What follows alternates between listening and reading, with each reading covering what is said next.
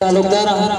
चूंकि वाजा गपायता गोशगायतन के तना बाढ़ रे मसला नहीं बिल्कुल बाढ़ रे मसला हम नहीं अचुमा बलने को तालुकदार आउगा वाने के सिस्टम मतलब एजुकेशन है सब पुस्ता करता वंडी वंडी नौजवान रूड़ा इंसान निष्ठगा मजदूरी कनगा माता नी वंडु के चौका निशाया माचा आप वाने का मैट्रिक का पारे कना काया हमदा कप्तिगा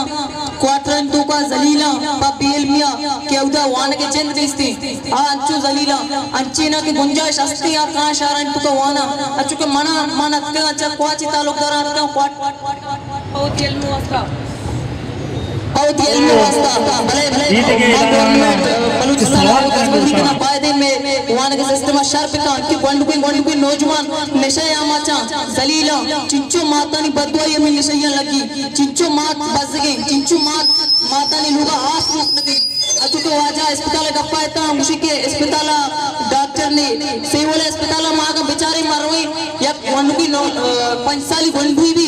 ये पश्चा के भी रोए डॉक्टर के डॉक्टर नचारी चेक नका बस जोस्तिका सर दर्दका गोली लिखी ती पश्चा की गोली लिखी बस हमें चीज लिखी था नजारी वंडुई बीमारी छे मान हमें दरखास्त करना कि मसला नहीं हल दुरुस्त भी मैंने तो मुख्तसर